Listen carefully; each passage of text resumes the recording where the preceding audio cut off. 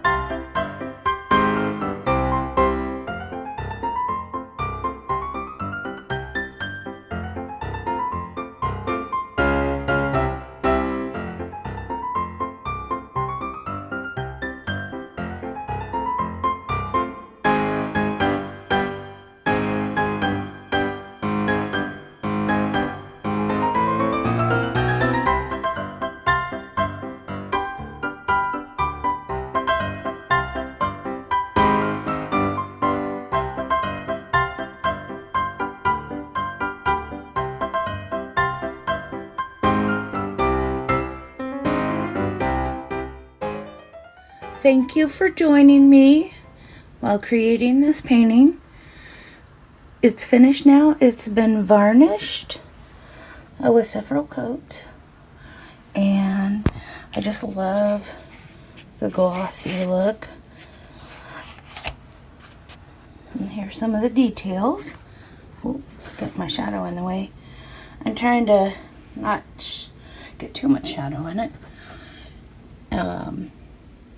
Be sure to give this video a like and hit the bell so you can watch any new videos. It took a long time for this one to come out. Sorry about that.